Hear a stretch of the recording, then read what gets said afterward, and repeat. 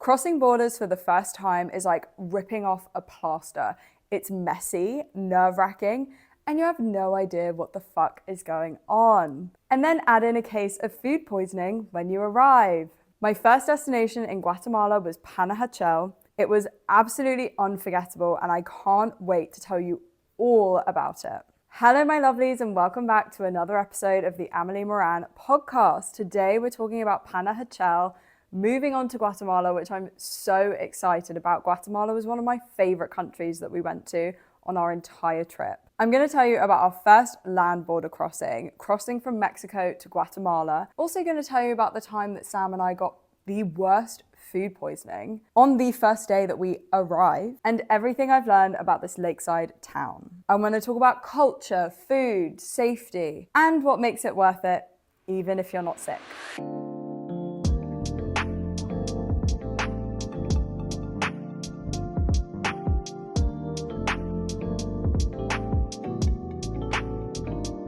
Okay, so let's start from the top. I will set the scene. We are in San Cristobal, in Mexico. Sam and I have no clue what to expect from this day because this is our first land border crossing, and I always feel like the first one is going to be so much more nerve-wracking because once you've done it a few times, you just get into the routine of it, understand what's needed of you.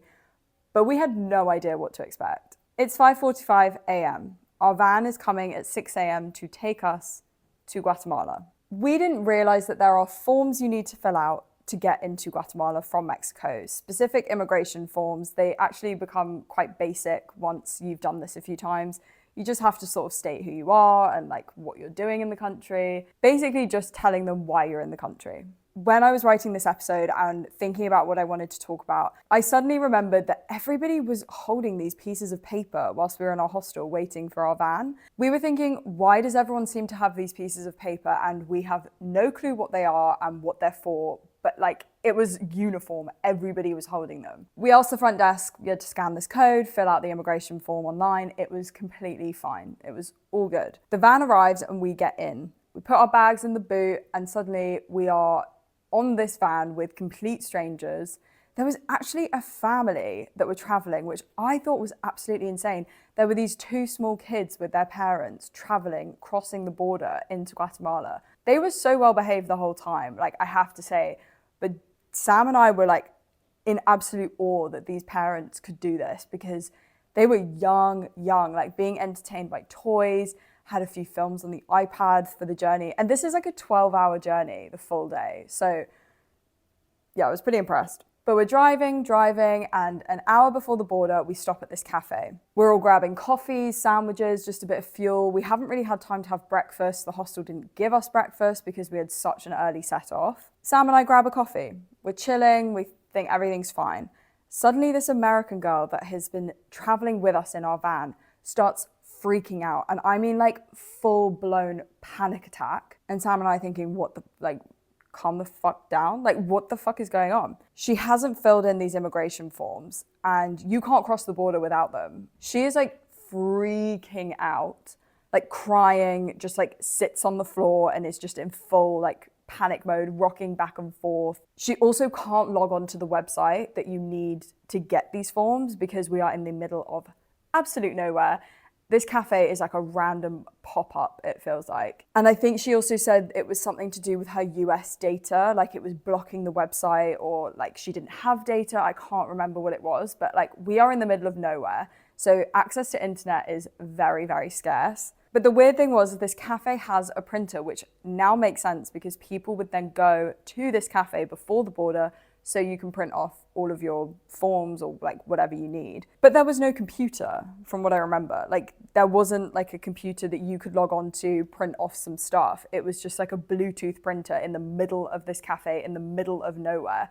And you just had to airdrop it to this printer and it would print out whatever you needed. It was honestly completely random, but we're all sort of gathering together, the rest of us that are traveling in our van. We're all kind of discussing like, what do we do? Like, what is she gonna do? Because we're 6 hours away-ish from San Cristobal, where we were before, like where we were picked up. So what the hell is she gonna do? Because we can't exactly just turn around, drop her off. But then also, do you leave her at the border? Like, what do you, like, being genuinely curious, what do you do? Eventually she got the form sorted and she was fine. I don't know how she did it or how she sort of figured it out or whatever, but she was completely fine and the panic was over. We all get back in the van and we drive to the first checkpoint with the border police. I feel like it's common sense and common knowledge, but just to reiterate it, when you are leaving a country, especially through a land border, you have to get a stamp in your passport to say that you are leaving that country. You could get into some serious trouble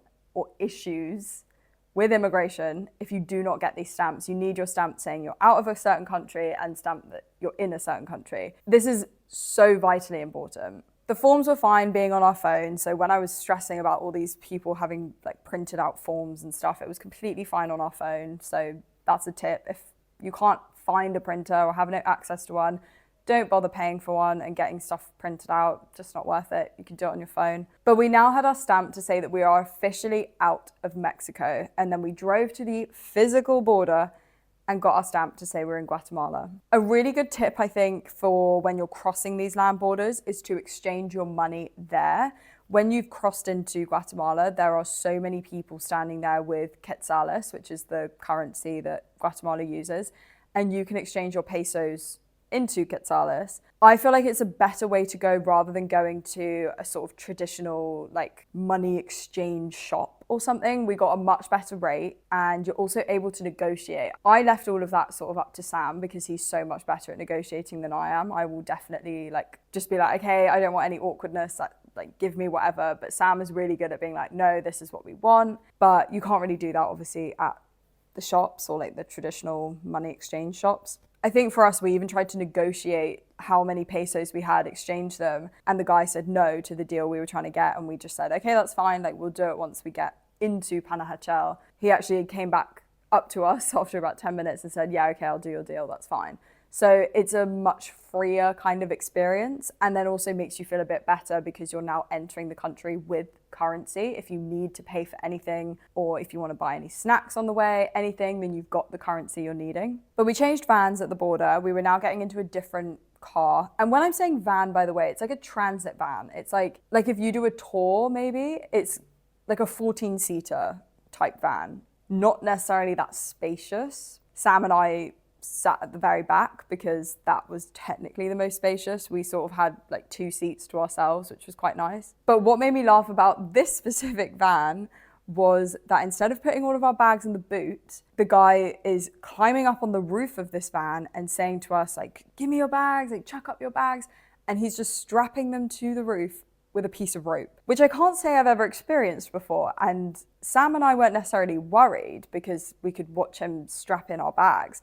But it was just a very strange experience to think that, like, if our bag falls off, then our bag falls off. There's not really much we can do about it. We're going to be driving on motorways all the way to Panajachel now. So it was a very interesting experience, but definitely gave you the backpacker feel of, like, roughing it or, I don't know, doing things a bit differently than traditional ways of traveling. So we quite liked it, but it was definitely very strange to us. It also meant that if you needed anything out of your big bag, you just weren't getting it for the next whatever 6 hours. It just wasn't going to happen. And before we know it, we're driving through Guatemala, we're taking in the scenery, and we're heading to Panajachel. I do have to say that as soon as you cross into Guatemala, you can feel that you are in a different country. It is a completely different vibe. I would say it's like so much more colorful than we found Mexico. Just the scenery is beautiful. The markets are so colorful as well. And the border itself is this like massive market that everybody's walking around and kind of crossing in and out of Mexico and Guatemala quite freely because they're locals and like that's the town they live in. The sunsets and sunrises in Guatemala as well were some of the most beautiful, especially in Panajachel because you've got all the volcanoes and mountains surrounding you. Honestly, like pink skies every night was so gorgeous. The town itself, I would say, of Panajachel is quite touristy. Like it's very busy. You've got loads of restaurants, markets, bars. Like you basically have everything you need. Panajachel is a very colorful place. We couldn't really see the lake at night. We arrived just after sunset. But one thing you can do is walk through to the ends of the markets, like the main strip.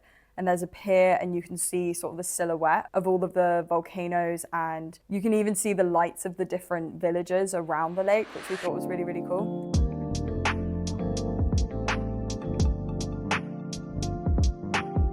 Our hostel was extremely ideal. I won't say it was anything fancy. It was honestly just a bed in a room, but it was perfect. They did shuttles and buses and like travel arrangements for excursions or other parts of Guatemala as well, which we didn't know when we booked it. But that is such a blessing in disguise. I've kind of spoken about this before, but like if you can get a hostel, which most hostels will do this anyway, but if you can get a hostel that is going to arrange all your travel and help you with that, it's so ideal, because then also you have this line of communication and someone that you can speak to about your travel arrangements. I'll talk about it when we've done it, but when we've not done it through a hostel, it can be very, very stressful and you don't really know. We didn't really have a great experience, but that is a story for another time. Our hostel owner was also so lovely and he was so helpful. Didn't really speak any English, so I was really exercising my Spanish, but honestly really kind and gave us really good ideas of what there is to do in Panajachel. We didn't have an aircon in our room, just fans, but like that is maybe the only thing I could say that about our hostel that wasn't ideal, but it wasn't necessarily like boiling hot. It just would have been nicer to have aircon, but to be honest, it's like, that's just a luxury at that point. I almost did burn our hostel down. I've debated telling this story because I'm quite embarrassed by it, but Sam and I were sitting outside one night just playing Monopoly Deal out in our outside area. Outside our room was like a balcony style, kind of almost like a mezzanine in a way as well. You had loads of plants everywhere. It was kind of like a mini jungle in a way. We were sitting outside playing Monopoly Deal and we sat there for a few hours just chatting, admiring the views. It was a really, really nice evening, very peaceful evening. And there was a candle on our table, which had been lit by the hostel owner previously when we'd been out. So when we are ready to go to bed, I am trying to blow out this candle and it won't go out because I'm thinking I don't want to leave it burning just in case it does like catch something on fire. I don't want that to be our responsibility. This candle is not blowing out, so I just pour the tiniest bit of water. This is not a big candle. Tiniest bit of water from my water bottle onto the candle, thinking this is going to dead it off, drown the flame, we'll be fine, can go to bed. That's not what happened. I didn't realize that this was an oil candle. Everything went up in flames, like big, big flames. And there was this wooden ornament above where we were sitting, like dangling down. And the flames touch it, and it looks like it's going to be set on fire. My hair almost caught on fire as well, which would not have been ideal, but to be honest, would have been the least of our worries at that point. And it made the biggest sound. The only way I can describe it is like a sparkler or something, but on steroids. Like the sound that sparklers make when you light them and they're, sparkling. It was like that, but so much louder, so much bigger. And bearing in mind there are other people staying in this hostel, and I was very conscious, please do not come out of your room right now because this is extremely embarrassing and I almost have burnt the entire place down. I don't know what led us to then just leave it, but for some reason we left it and it was fine in the morning. We came out and nothing had been burnt down. Yeah, it was a very awkward situation that I was praying the hostel owner didn't see or figure out. Everything was fine in the end. Let's just leave it at that. But anyway, my first impression of Panajachel was that it's a very cool and vibrant town, so much color, so many things to do as well. To give you a bit of context, Panajachel is one of the villages around Lake Atitlan in Guatemala. The lake itself is a volcanic crater lake surrounded by indigenous Mayan villages, and it's considered one of the most beautiful lakes in the world. I'm not surprised by that. Every village, from what I understand, has very different vibes. Like Panajachel is known for its artisan crafts, its markets, and its kind of laid back nature.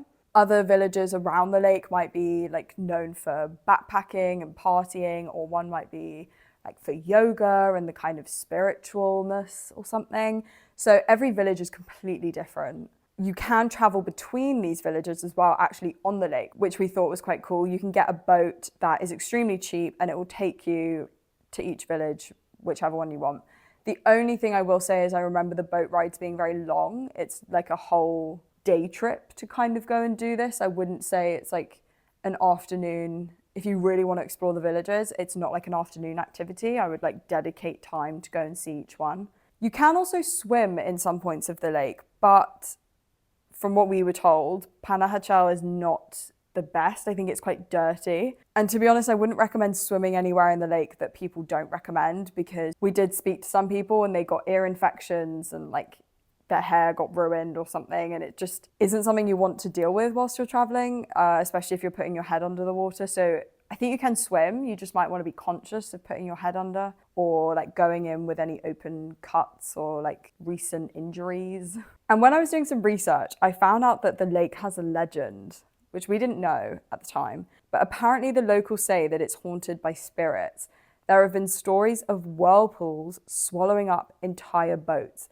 This really doesn't surprise me, because I feel like the communities surrounding the lake are very spiritual. They're Mayan communities, indigenous communities, and spirituality is a very big part of those communities. So I honestly believe it. Wouldn't put it past it. Fair enough. I didn't go in the lake, so I was fine. But something that is outside of Panajachel is the Chichicastenango market, which is actually the biggest market in Central America. The only way I can give you context of how big this market is that we were picked up by a tour guide or driver, taken to this market, and we were dropped there at maybe like 9 a.m., 10 a.m.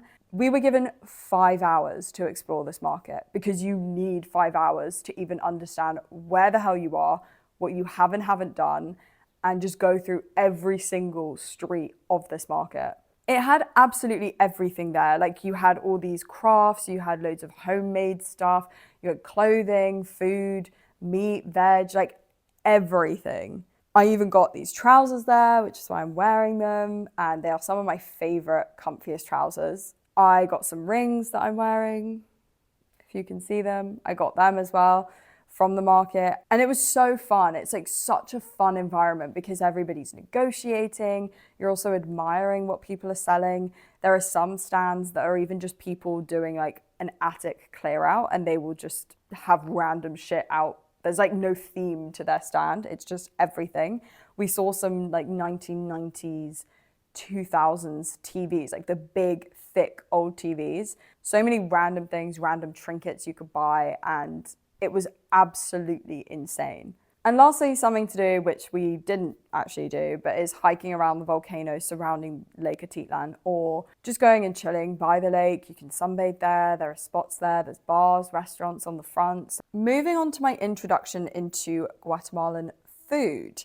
Sam and I got really, really bad food poisoning the first night that we were here. Even though the lake is famous for its fresh lake fish, famous for its tamales, empanadas, tostadas, Sam and I made the mistake of going for a wander the first night that we arrived. We had been traveling all day, and we just came upon the first street cart that we found, and they were selling hot dogs. And I wasn't too hungry at the time, so I was like, fine, I'll just get a hot dog, something small. I know this food as well, so like it should be fine, or go down fine. It was an interesting hot dog, like the palest one I've ever seen, maybe. Also, I don't know if anyone else gets this, but I have found that it is such an ick of mine. I understand when you make hot dogs at home, you can boil them. Like if you buy frankfurters from the shops, you can boil them in a pan and then they're ready, and you just take them out of the water and that's it. But it was something about this street food stand. This guy took the hot dogs out of this lukewarm water, and it was dripping, like dripping, put it on a stale bun, and just gave me no toppings, no sauces, nothing. I just got such the ick from it. I just was like, what the fuck? It was absolutely soaking. The bread was wet. And I've realized that it's just an ick of mine, seeing hot dogs come out of the water, especially when it was lukewarm. It just, something about it was like, ugh, no, not for me. But I ate it nonetheless. I did find some ketchup round the corner from his stand, but it was completely empty, so I got what I could out of it. I did eat it, and it tasted fine, a bit bland, whatever. It's a hot dog, I thought, no issue. After that, Sam spots this other street cart that so many locals are eating at. They had like a whole seating area just next to their street cart, and they're grilling loads of chicken. They've even got some empanadas on the grill or something. Like, there's so much food there, and so many locals are eating there. And it kind of became this thing that Sam and I had said to each other before traveling, that if we see locals eating at these street stands, because if the locals are eating there, then it's clearly popular, clearly nice food, and our stomachs should be fine. Anyway, we go and sit at this local street stand, and Sam orders a chicken fillet or like a chicken steak type of deal, and he starts to eat it, gives me a tiny piece, like maybe a quarter less than, and we suddenly notice that there are parts of it that are slightly pink.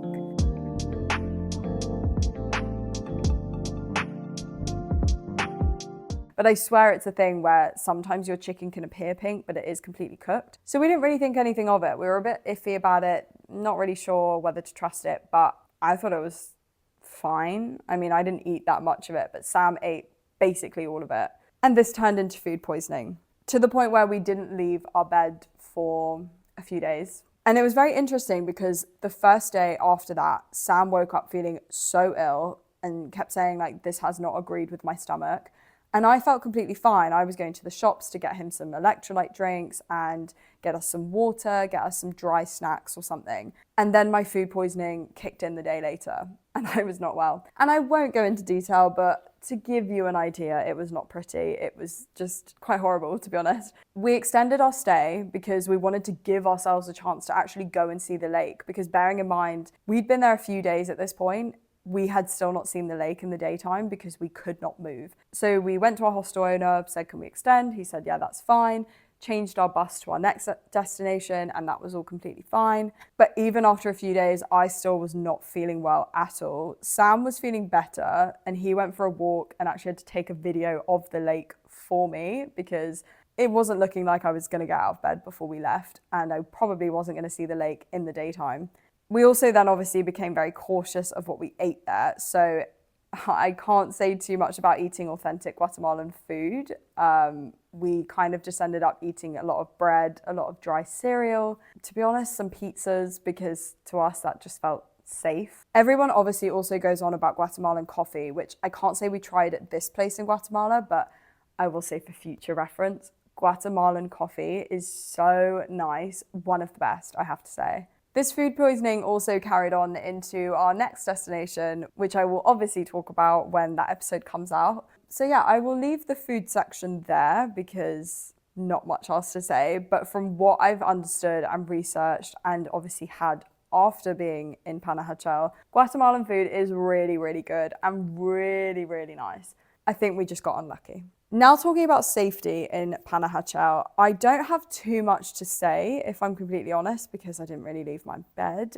Panajachel is very safe for travelers. It's relatively safe. There are obviously things like pickpocketing and stuff, but I feel like that happens anywhere. I wouldn't say that's completely due to being in Panajachel. There are also taxis and tuk-tuks that you can get for transport, getting to different villages around the lake, or if you are on a night out and you need to go back to your hostel, there's always going to be transport available to you, which we thought was really nice. Then there are the chicken buses, which someone correct me if I'm completely wrong about this interpretation of them, but the chicken buses are old American school buses that have been converted into, I guess, like local buses. They're really decorated and they look fucking amazing. They look so cool going through the streets of Panajachel, especially. But from what we were told by our hostel owner, we're not the type of people that should be getting on those chicken buses because people jump on and off so quickly that you can get easily robbed. He also told us stories of the buses actually being stopped by people who are going to rob everybody on board. So I feel like when you go on one of those buses, maybe do it with precaution, but correct me if I'm wrong, like maybe they're really safe, but we just avoided them because we had other modes of transport available to us and also we were just a bit nervous about it. They also emit so much pollution. When they drive past you, you have to hold your breath because the black smoke just lingers in the air. And that was another reason we didn't travel on them, because it just felt quite dirty and quite gross. And we're not relatively picky about that kind of stuff, but when you're walking in the street and the black smoke just like takes over, it wasn't very nice. But apart from that, I really don't have much to say about the safety. I would say it's relatively safe. It is a backpacker's destination. You do have tourists there who are there on holiday, so you're always going to be surrounded by people when you're out and about. So I think it would be fine if you were going as a solo traveler. Now time for the Amelie Moran ranking system. Okay, so food and drink, I have to say 5 out of 10. I got unlucky, but I barely ate anything, and anything I did eat just wasn't agreeing with me. Nightlife I said 8 out of 10 because it's always busy, so many people about, like I've said. History and culture, 9 out of 10, so much to do there. Accessibility and English level, I've said 7 out of 10 because the accessibility was really good. The transport options were really good, but I would say that English is maybe not as approachable here. We were told before going to Guatemala that English is maybe less spoken, even though there is obviously a lot of tourism in Guatemala. If you know basic phrases in Spanish, I think you'll be fine. If you speak no Spanish, you might struggle to communicate a bit. So I've said 7 out of 10. Safety, 8 out of 10. And expenses, 8 out of 10. I think that Panajachel was a bit cheaper than Mexico. Not by miles necessarily, but I think if you are looking for a budget-friendly destination where you can also have loads of things to do that are also relatively cheap, I would say that going to Lake Atitlan in general is definitely one of the best places to keep your trip budget-friendly. And overall, I've said 7 out of 10 for Panajachel. I really did enjoy what I could of Panajachel, but obviously my experience was tainted slightly from being very, very ill during this time. So that is my tea on Panajachel and my time there. It wasn't what I imagined. To be honest, it makes for good stories and it's quite funny looking back on it now, but I can definitely tell you at the time it was not funny at all. If you have any food poisoning horror stories from when you were traveling, please let me know because I would love to hear all about them. You can email me or DM me, whichever is easier. And don't forget to subscribe and like this episode. It means so much. But I will see you in the next episode of the Amelie Moran podcast. Bye.